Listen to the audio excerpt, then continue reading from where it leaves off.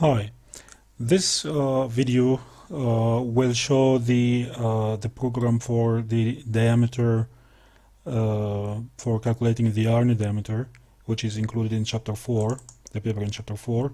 And as we said earlier, you have to direct the current folder to this one, and you just write run me.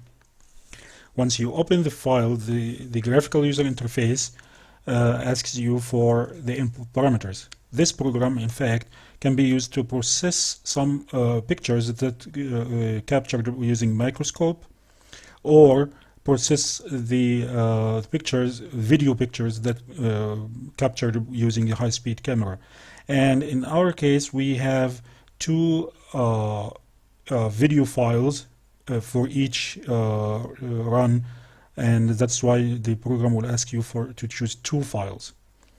And for this, you just need also to set two parameters here. You need to do the calibration scale, like how many pixels corresponding to the real scale in microns. And you also need to set the distance between each readings. So across the fiber, the yarn length, what is the interval between each readings? So because this to process the videos, it will take like 5 minutes to process an amount of like 10,000 pictures. And of course we do not need to do that at this time here. So I'll just do with an example on the microscopic picture.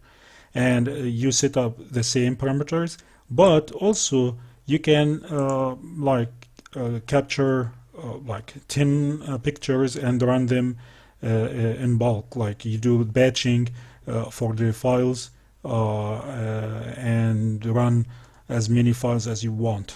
Okay, so you just choose the picture, and we'll choose it from the examples here. This is one picture, and you just open.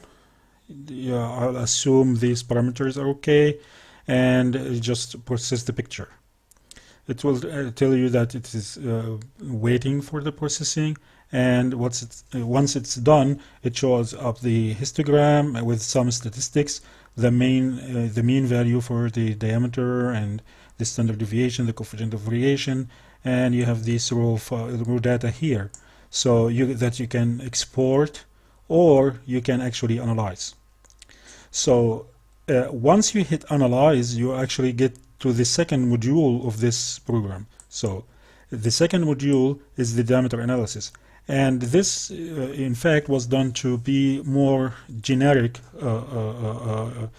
program in treating data that are considered from different instruments.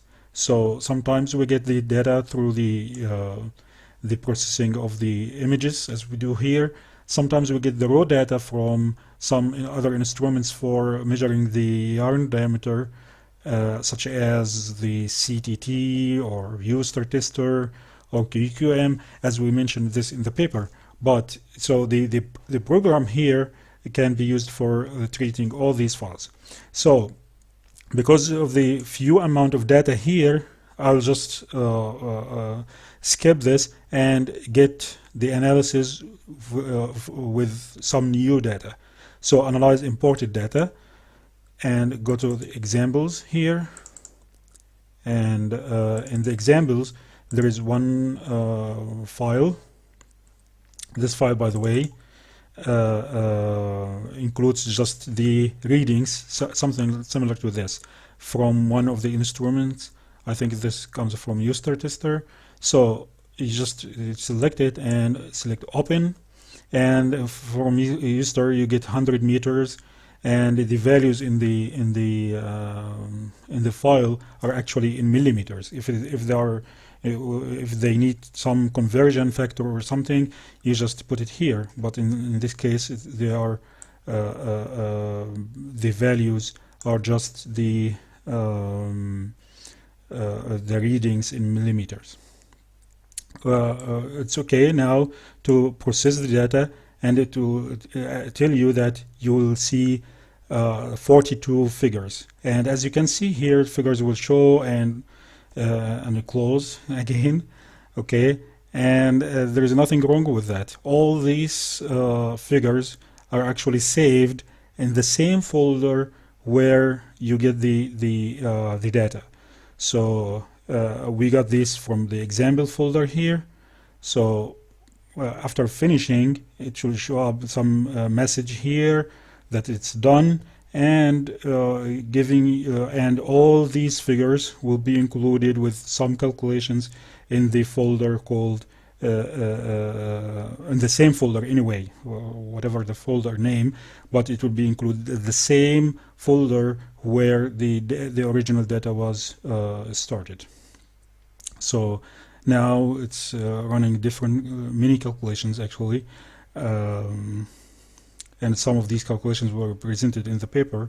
Now it's done, so it's okay, finished, and it tells you that everything will be included there. So if you go here, as you can see, this is the original file that we started with, and if you open it, it just includes some of the data, like the yarn diameter data. And here, as you can see, all these are the figures, so you can open them using like any software to see these pictures. And also you have some outputs here. This file includes actually most of these values that are calculated during the program.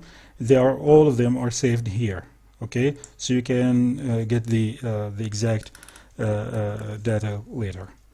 So you can try the program and with these files and see how it goes. All right, thank you.